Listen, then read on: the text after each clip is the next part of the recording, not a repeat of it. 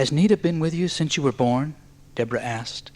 She was leaning forward in her chair, awaiting an answer. "Yes, and she'll remain with me throughout my life." In meditation, I asked her what she did to guide me, and she explained that her efforts primarily consisted of providing intuitive feelings about my life directions. Maybe she's the force behind my concerns. Love is the power behind the guidance. And she told me that we also often work together on the other side, when my physical body is asleep. Deborah and Joy were obviously interested, so I continued.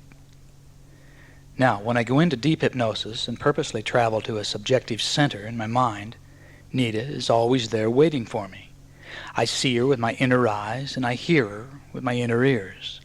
She offers warnings and guidance or encouragement. The communication takes place through thought language. Some metaphysicians call your primary guide a lifetime guide. Others, usually those leaning towards the Christian beliefs, perceive their unseen companions as a guardian angel. The following afternoon, Deborah relaxed in a recliner in the hotel meeting room. A lapel microphone was pinned to her blouse to amplify her voice. I took a chair beside her, and the lights of the room were dimmed. "All right, Deborah. We want to investigate the things we talked about yesterday. We want to know the meaning of the phrase, 'Give her back her hands.' But I'm also interested in exploring a primary problem in your life. So take a moment to think about a problem that you'd like to explore." "More than anything else, I'd like to understand my inability to have a relationship," she said softly. "I've never had a relationship last more than a couple of months." I induced deep hypnosis and directed Deborah into her higher self. In the memory banks of your subconscious mind, there's a memory of everything that has ever happened to you in this life or in any of your previous lifetimes. Every thought, every spoken word, every action is recorded in the memory banks of your mind. And we're now going to work together to draw forgotten understanding down into your conscious awareness. I want you to go back to the cause of the phrase, 'Give her back her hands.' I'm going to count backward from 5 to 1. And on the count of 1, vivid impressions will come into your mind, impressions that will help you to understand your current life. 5, 4, 3, 2, 1. Allow the impressions to form. Speak up and tell me what you see and what you were doing. "We're all laughing, my friends and I. We're around the pool." Deborah's voice was light. The corners of her mouth formed a slight smile.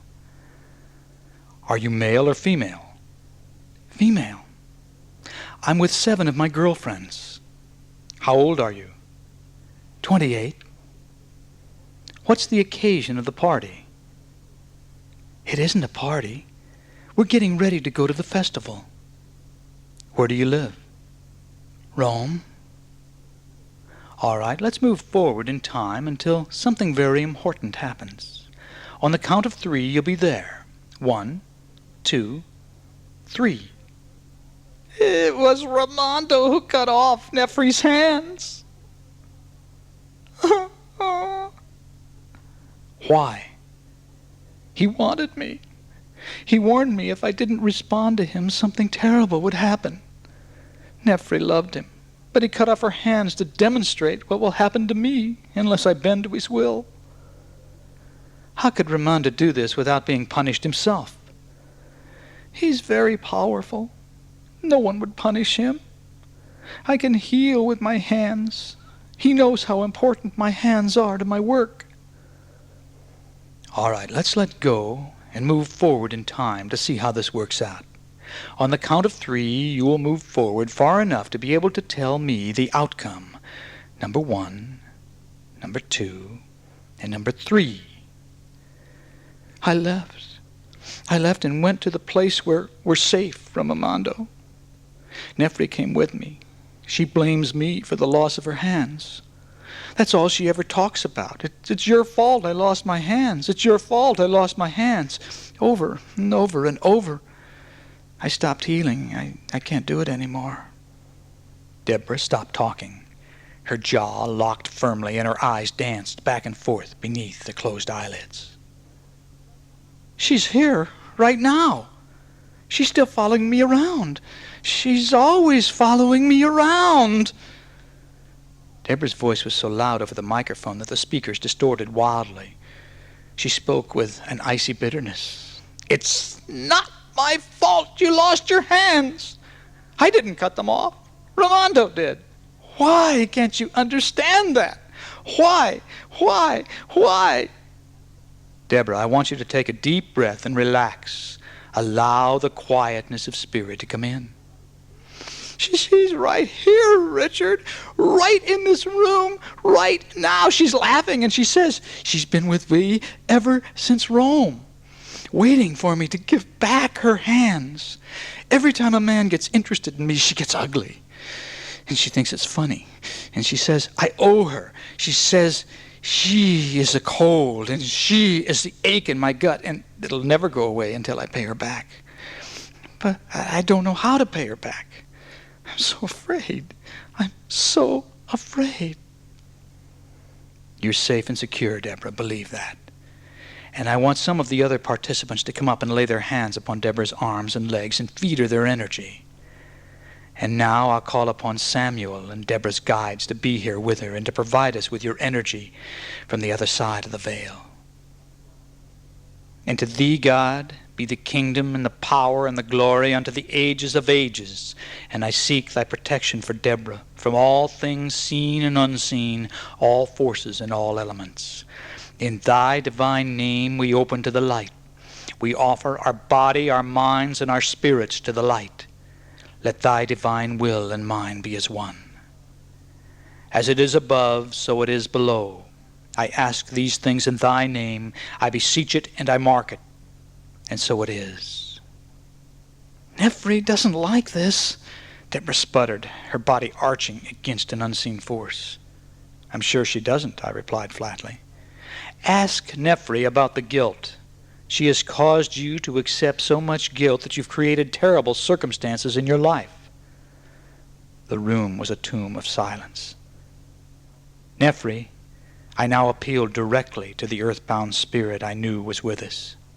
My voice was cold and commanding. A female participant next to me, sending energy into Deborah's lower legs, was trembling uncontrollably. Nephri, I want to communicate directly to you. You, in turn, can communicate your response to Deborah, who will relay it to me. Is this acceptable to you? She says it is, but she's very upset, Deborah said, her voice still agitated and fearful. Nephri, you're in pain. I know you're in pain. You're filled with hate. You're confused. And I would go so far as to assume your hands still hurt. Is this so? I asked. She says yes. Nephri, if you want to feel better, all you have to do is to go to the light.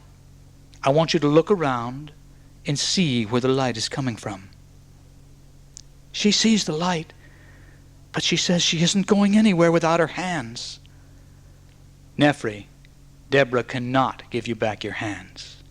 Only you can give yourself back your hands by letting go of the hatred and going to the light, where you will attain help and understanding. Spirits have told you this before, but you've been unwilling to listen. Because of your blaming and your hatred, you have suffered for 2,000 years. Now it's time to resolve this. Deborah was guilty of using a man you loved, but she did not cut off your hands. That was your karma. It was suffering you needed to experience. Now is the time to go to the light. There was a long silence while Deborah's eyes moved rapidly beneath her eyelids, seeing the reality of the unseen. She won't go to the light. Then I called upon Samuel to find someone that Nephri knew and trusted in her life in Rome, someone who loved her very much. Goosebumps ran up and down my arms as I waited for Deborah's next response. Nephri's mother is here. She's telling Nephri what you told her. Deborah's facial muscles were relaxed for the first time. There was a flush in her cheeks.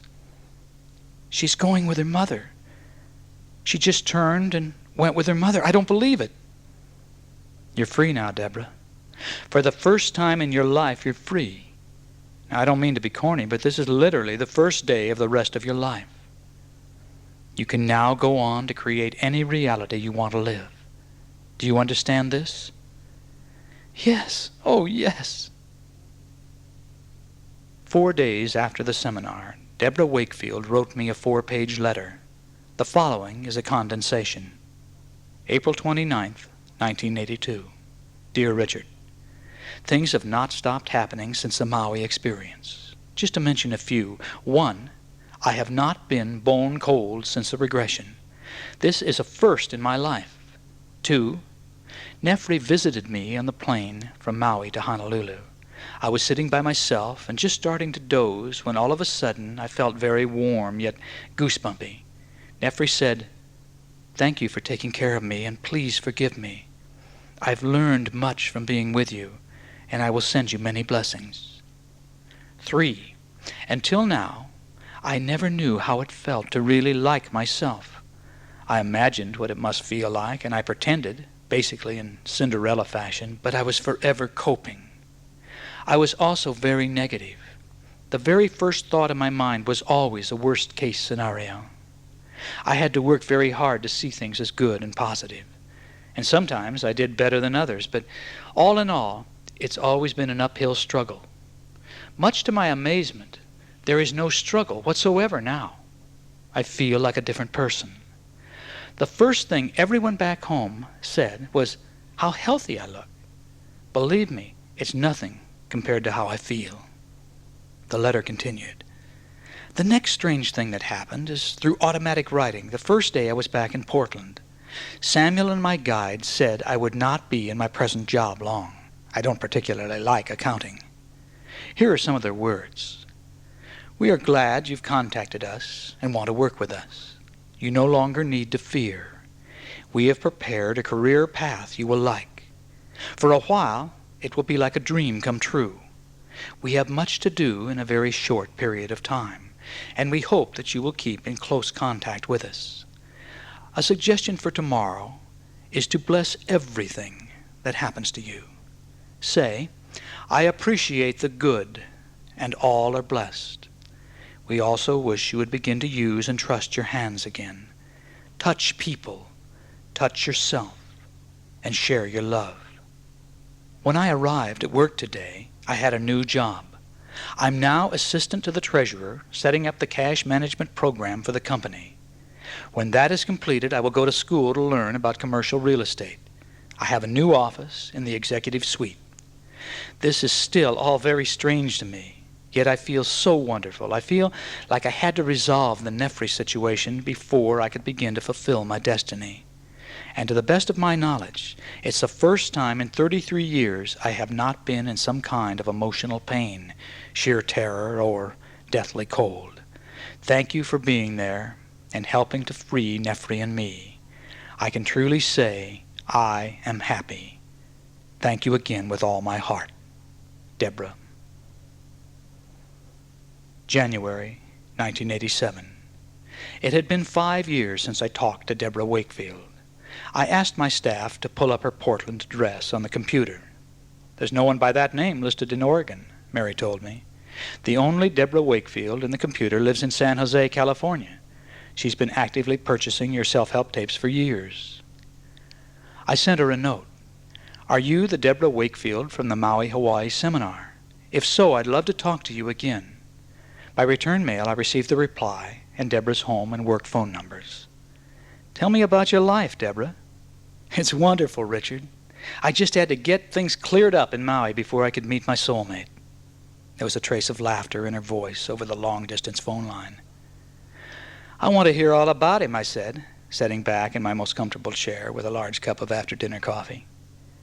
"Well, his name is Bill Markham. I met him years ago, but he was married to someone else. But we always remained in contact with Christmas cards, and after he was divorced, he wrote asking if he could come to Portland to visit. That was in October 1983. He just turned my world upside down. Within weeks, he came to me with an engagement ring. He called it a statement ring because it was so big and beautiful.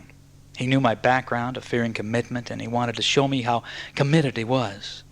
And I must admit to being impressed. I thought, he must really love me to go this far.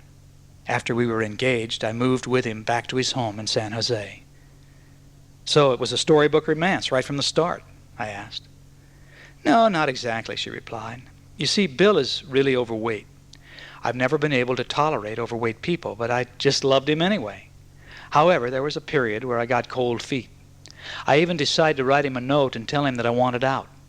So when I sat down to write, it just didn't come out that way. The words were forming in my mind, but my hands wrote, "My child, if you look at Bill through the eyes of love, you will be happier than your wildest heart's desire.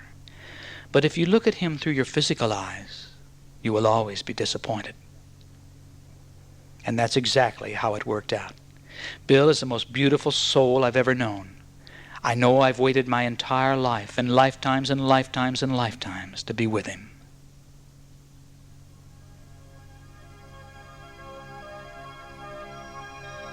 Chapter 3. B.J. and Gloria Thomas's Karmic Bond.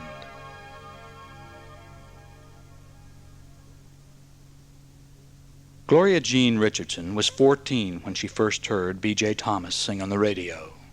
The song, Mama, filled the room, and she shivered as confused thoughts and feelings assailed her. "Gloria, will you help me to—" "Shh!" Gloria snapped at her friend Marie. "Oh, come on, Gloria, that's awful. You never listen to anything but hard rock and roll." "Shh, Marie, I mean it." As the last strains of the song faded into a commercial, Gloria stood motionless in the middle of the room. "I don't believe how he sings," she said, a tinge of wonder in her voice.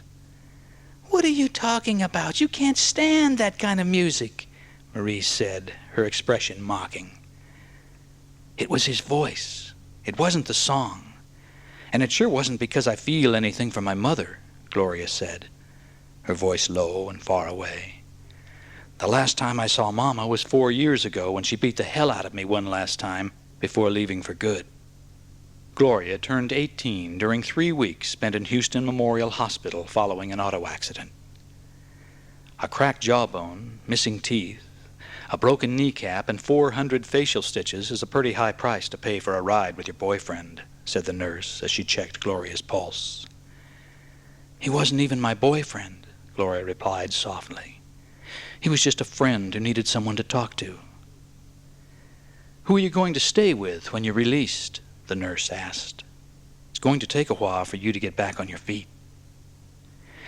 "I've written every family member I can think of, telling them I have no money and no place to go. I'm sure one of them will help out." Gloria's tear-smothered voice whispered from behind the bandages covering her entire head and neck. "Geez, you look like the mummy yourself," Pam explained. "They wouldn't let me in to see you until today. I don't believe it. I don't believe this could happen just when you were finally starting to make it on your own." Pam's voice was compassionate, but she couldn't hide the shock of seeing her best friend in such bad condition. Gloria attempted to hold back the tears. "I don't have any money to pay for my half of the apartment rent, Pam." "I know. Yesterday I told the landlord we'd be moving out. I could move back in with my folks, but what will you do?" Pam was apologetic. "I don't know. I'd rather sleep in the park than move back in with my father and be his punching bag again," Gloria replied unsteadily. Through the bandages, her eyes narrowed. "I'm going to make it. I'm going to make it." In the sterile hospital room, Gloria faced her fears and assessed her future. The facial injury was her primary concern. She was beautiful. Although not tall enough for high-fashion photography, she had become successful modeling for Houston department stores and newspaper ads. Her independence was based upon her appearance, which was now in question. The pleas for family assistance went unanswered, and Gloria left the hospital knowing she was on her own. The doctors gave her a bottle of aspirin and prescriptions for antibiotics and pain medication. The prescriptions were never filled because she simply didn't have the money. Her friends offered moral support, and Kimberly, a high school girlfriend, let Gloria stay in her apartment. 6 weeks after the accident, the final facial bandages were removed. "I'm a mess," Gloria said to 3 of her girlfriends who were assembled at the apartment for her coming-out party. "If the scars aren't bad enough, I'll be limping for months, and I still have teeth to be dug out." The tensing of her jaw betrayed her deep frustration. "You look great. We're going to get you back out into the world," Kimberly said. "Tonight we're all going to Van's ballroom." "Only if I can sit in the darkest corner," Gloria replied. She managed a small, tentative smile. The Van's ballroom marquee read, B.J. Thomas, in huge black letters. As Gloria and her friends entered the crowded hall, she recalled her previous reactions to B.J.'s voice. Perplexing emotions surged through her mind as she followed her friends through the maze of people to a table in a dark area close to the stage. The house band was playing at ear-splitting volume. "Ladies and gentlemen, will you please give a warm welcome to B.J. Thomas?" The announcer's voice crackled over the din of the crowd. There was a momentary hush, followed by boisterous applause. The man in the spotlight was tall and skinny, with curly brown hair. He scanned the room, smiled, nodded, and began to sing, "Eyes of a New York Woman." "God, he looked right at me," Gloria thought, embarrassed and confused by the intensity of her emotions. She crossed her arms and attempted to avoid his gaze. "This is ridiculous. He can't even see me in the dark." Kimberly raised her eyebrows, licked her lips, and squeezed Gloria's arm. Gloria smiled in response, masking her inner turmoil with deceptive calmness. Later that night, in bed at Kimberly's apartment, she thought about her reactions. "It was my first night out in so long. I'm nervous about how I look, but I don't look bad. Thank God the scars won't match my fears." The following morning, thoughts of B.J. Thomas were lost in Gloria's concern for making a living. "I can clean and cook," she told Kimberly, "and until I can get back out and hold down a job, I can fix the girls' hair. Before the accident, Key Magazine was paying me to write fillers. I can still do that. Let's go back to Van's tonight, before going to the Appleton party," Kimberly said enthusiastically, a week later. "Will B.J. be on stage?" Gloria asked. "No, it's somebody else. I don't remember who." Gloria and Kimberly crossed the dance floor and were about to sit down at a table when a man on her left said, "What are you doing here?" She squinted at his silhouette, her eyes not yet accustomed to the dim light. "B.J. Thomas?" Gloria asked, hesitatingly. "I didn't think you were singing tonight." "I'm not. I'm just here with friends," he replied. "I thought you were my sister." "Do I look like your sister?" Gloria asked, a note of sarcasm in her voice. "Not really," B.J. replied, coming closer. "Same height and hair color, that's all. But you just seem so familiar." "That's a good line." "No, I mean it," he laughed. "Want to go to the Appleton party with me?" "I'm already going, so I'll just see you there," Gloria said, feeling her old confidence returning. "Why not go with me?" B.J. prodded. "If you're looking for a show horse, you'd better find another stable," she teased before turning serious. "I just went through a windshield. My teeth are knocked out, and I'm not ready for this." The group left Van's together. Outside, B.J. walked up to Gloria, took her arm, and guided her under the streetlight. "I really couldn't see what you looked like in there. You're beautiful." "Thank you," Gloria responded. "I'll see you at the party." Her voice was shakier than she would have liked. The party was large and crowded. It was over an hour before she saw B.J. again. "2 different guys have told me that they're here with you," he said, more a question than a statement. "When you get your story straight, why don't you come and tell me?"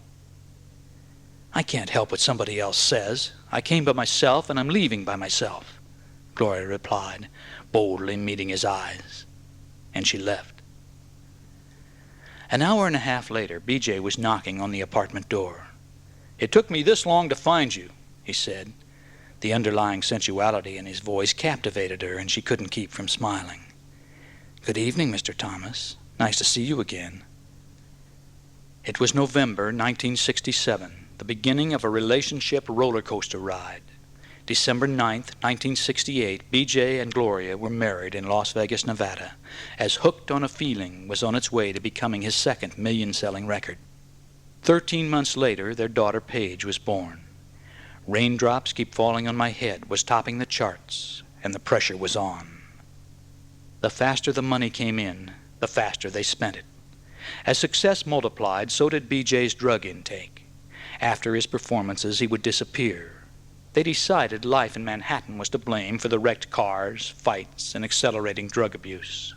So they purchased a beautiful stone country house in Connecticut on 4.5 acres of landscaped lawn with a 50-foot pool.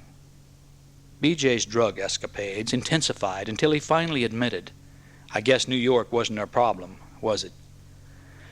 "Oh, BJ, there has to be a way not to hurt so much," Gloria cried. "You've got to get some help. If not for yourself, for Paige and me." Gloria set up an appointment with a psychiatrist. BJ saw him for a year, with no signs of improvement.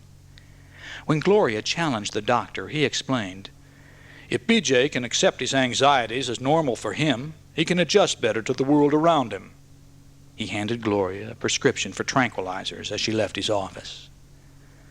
Instead of adjusting, BJ got worse. His starstruck psychiatrist was always there to bail him out of jail and to rationalize his failures. "Why don't you just leave him?" Gloria's friends asked. "I couldn't," she would cry. "We both have the same emotional, deprived backgrounds. We need to be loved by each other." "As long as BJ has a problem, I have an obligation. It's my problem too," Gloria told her friends. "We'll find a way. We'll get help." For 6 years, the Thomases vacillated between being drunk with love and inflicting hate upon each other. The problems with drugs and money continued to escalate until 1974, when Gloria packed enough clothes for Paige and herself and moved to Fort Worth, Texas. In the 8 months that followed, Gloria and BJ missed each other so much they forgot their pain and reconciled. The Connecticut house was sold and Nashville became home, but nothing was solved by the separation. The following year was more difficult than any before. "Just take care of BJ, Gloria," the staff and promoters would plead. "He's got to perform. You've got to make him." "He can't perform. He's close to killing himself with drugs," Gloria would cry. "You need the money. If he doesn't perform, they'll sue. And we can't take another lawsuit," they would counter. "No matter how sick or crazy he is, he can still sing." In April 1975, BJ's recording of "Hey, Won't You Play Another Somebody Done Somebody Wrong" song scaled the charts to become another million seller as Gloria sank into depression. Dazed and hardly functioning, she left again, returning to a rented house in Fort Worth. "I swear I'll never go back to that drug-crazed world again," she cried over and over. BJ left Nashville soon after and leased a home in Los Angeles. Barely able to function, existing in a trance-like stupor, Gloria found a woman to take care of Paige, wash clothes, and cook the meals. Fainting spells followed the depression and culminated with Gloria awakening in the hospital, unable to remember what happened. I can't pay you for 8 days in here," she told the doctor. "My husband may be B.J. Thomas, but he isn't sending me any money." "If you turn your life over to Jesus Christ, Gloria, everything will work out," said the stranger who befriended her. With the support of her only Fort Worth friends, born-again Christians dedicated to her conversion, Gloria began to pull out of the depression. She found herself once more worrying constantly about BJ, especially when it was more than a week between phone calls. "Something has to happen soon," she said to her friends. "Our entire church is praying for you and BJ," they would reply. "God, please, please help me," Gloria sobbed alone in her bedroom and unable to sleep. As she prayed, the torment eased and faded until a spirit of peace filled her to overflowing. "I give myself to you, God, without reservation. I surrender everything. Paige, BJ, our marriage, my future." "I'm different, BJ," she explained on the phone. I really can't explain what happened to me, but I feel like a new person. It's as if the whole world was lifted from my shoulders." "You sound different," BJ replied. BJ admitted to a premonition that time was running out for him.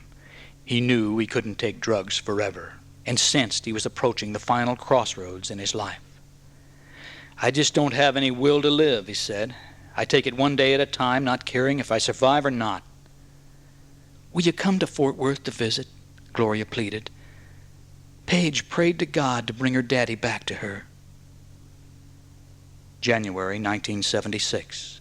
BJ arrived at the Dallas-Fort Worth airport. He was emaciated, carrying only 130 pounds on his 6-foot frame. Their initial nervousness with each other soon passed. Although both were wary and careful in their responses, the old love surfaced again in the days that followed. They both felt it. Gloria was a living example of her faith, and before the month was out, BJ also gave his life to God. It was the end of drugs and the beginning of a new life in Texas. But it was not the end of their problems. Instead of personal conflicts, BJ and Gloria now focused their attention on BJ's career. Irresponsible management had to be replaced, and many bad contracts needed to be resolved. Gloria accepted responsibility for this part of the business, freeing BJ to concentrate upon performing and recording. BJ's acceptance of Christianity opened new doors, and his inspirational albums sold well. The concerts now included a mixture of secular and spiritual songs. Although it wasn't a problem for the majority of his fans, many of the born-again Christians would loudly protest and walk out of the auditoriums when he sang "Raindrops Keep Falling on My Head" or any of his other popular songs. "The born-agains won't accept me without a cross-examination," he complained to Gloria. "Sometimes I'll say, 'I know I'm a Christian, and so does God, whether you or anybody else believes it.' Then they accuse me of hostility." He received volumes of hateful mail from born-agains, condemning him for charging money to attend his concerts, for singing secular songs, for not projecting a more loving look on his album covers. "We don't get any critical letters from the non-Christians," Gloria pointed out. "The poison pen letters all come from church people." If the fans were a problem, it was small compared to the Christian promoters. They signed concert contracts and then would not pay, claiming they didn't have the money. BJ learned early to insist on being paid in advance. "But isn't this your ministry?" said one promoter. "No, this is a business," BJ answered. "I don't leave my family behind, travel halfway across the United States, pay for my band and people to come with me, so that I could have church with you. I need the money our contract calls for before I go out on that stage." "Well, you don't have much of a relationship with the Lord to walk out on a concert." "Well, you must not have much of one either, because you want to cheat me," BJ snapped in response. "You're charging the people in that auditorium to attend, and you even charge them $10 to park their cars." BJ held his ground, and in all but 3 instances the promoters came up with the money they claimed did not exist. "Since the day I accepted God in my life, I've never doubted the relationship we have," BJ explained to Gloria. "But I can't accept limited, judgmental attitudes." "I agree," Gloria responded softly. "Let's just live our lives our way." BJ wanted another baby. Gloria was fearful of pregnancy. While in Taiwan for a concert, Gloria was introduced to a 12-day-old Korean baby girl, an orphan in need of a family. "Are you crazy?" BJ responded when Gloria proposed adoption. "Well, you've been saying you wanted another child. I didn't think it would matter where it came from. It's up to you, BJ." For weeks they talked about it. "Can we give a child like that the stability she needs?" BJ asked. "I don't know," Gloria answered honestly. "All we can do is try." "We still fight a lot," he mused. "And we're getting better all the time," Gloria countered. Sumi Park was renamed Nora, and from the day she arrived in Texas, she enriched the lives of BJ, Gloria, and 9-year-old Paige. 2 weeks after Nora's arrival, Gloria found out she was pregnant. On June 4th, 1979, Aaron Micah Thomas was born by the Lamaze method. BJ stayed with his wife, coaching her through the delivery. Although far from living a life of harmony, the Thomases began to work together on one problem at a time. 2 children in diapers limited Gloria's availability for much-needed business involvement. Years of bad management resulted in disastrous judgments from the Internal Revenue Service. BJ and Gloria had identity problems, acceptance problems, and organizational problems. But month after month, year after year, they remained together through the ups and downs. Slowly, life got better. BJ won 5 Grammy Awards between 1976 and 1983. Gloria began to write songs, good songs, which BJ and other artists recorded. The Thomases credited part of the improvement to an ever-expanding philosophical awareness. Their personal experience with the born-again Christians demonstrated the limitations of that faith. It had served them well as a transitional phase, but offered little potential for growth. In his 20s, BJ had studied Edgar Cayce and Yogananda. Reincarnation is the basis of these philosophies, and BJ and Gloria began to see how metaphysics correlated with the writings of the Bible. Gloria began studying cause and effect, and responded to the justice and logic of karma as a philosophical basis of physical reality. Since we live in Malibu, California, my wife Tara and I have our share of celebrity friends. But over the years, I've been generally unresponsive to requests from famous people for meetings to discuss reincarnation or for private past life regressions. I usually have my staff reply suggesting a past life regressionist I feel would do a good job, and we offer them a pass to a forthcoming seminar. If they attend, we provide a false name tag to disguise their participation, but for those with famous faces, this seldom works. I can understand celebrities' reluctance to expose themselves to public gatherings. During 2 periods of my life, I have worked as a past life therapist, counseling individuals. But today, unless on stage communicating to a seminar audience, I prefer a reclusive existence of working with my own publishing company staff on tapes and communications projects. Or, even better, to sit at home in front of my word processor writing books or magazine articles about metaphysics and New Age philosophy. June 1984. B.J. Thomas's staff contacted the office, I explained to Tara over dinner. He and his wife are going to be in town and would like to meet with me. My wife was once a Hollywood model who later worked for Warner Brothers and Columbia movie studios. She often turned down acting opportunities in favor of her position in studio security. The studio experiences left her generally unimpressed by celebrities. Tara thought for a long moment. "I think you should see them," she said. "Why?" I listed the names of famous people we'd turned down. "Why B.J. Thomas?" "I don't know, just a feeling. Besides, you like his music," Tara said. My office cleared the meeting with the Thomases' office in Arlington, Texas, and gave them our unlisted home phone number.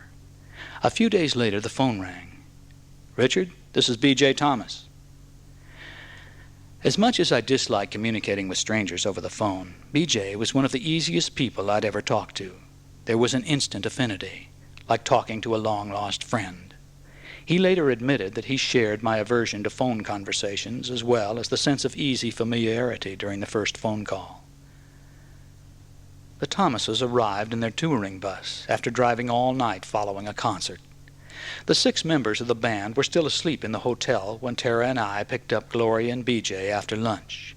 The sense of familiarity was even stronger in person, and the 4 of us shared an afternoon of enjoyable conversation about many things, including reincarnation.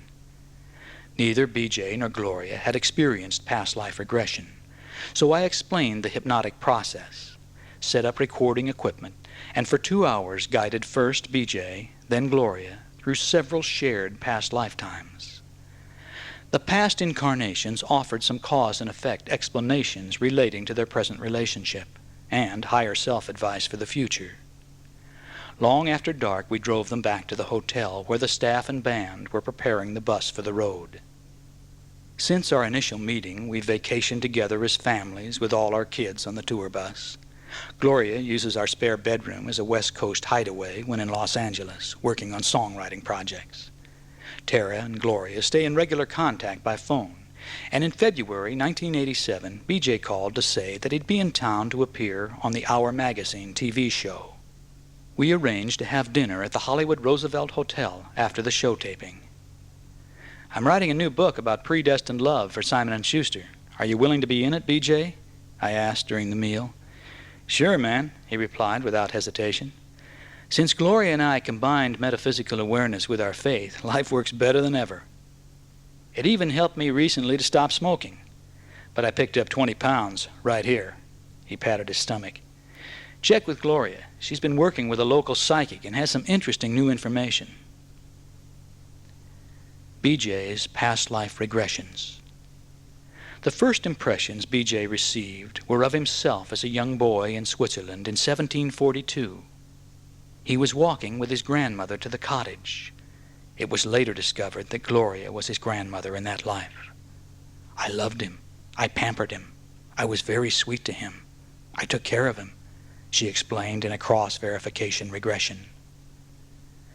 When projected forward in time, he perceived images of being a bank accountant who was very worried about money. "I mishandled the money," he said sadly. Further questioning uncovered his use of drugs. Then a room with no doors or windows formed into a bank vault, and as he drew back from the cramped environment, he saw himself lying on the floor with a gun in his hand. From a higher self level of awareness, BJ explained that his money problems in this life are a direct carryover from his mishandling of money in the Swiss incarnation. The next lifetime we explored was in France.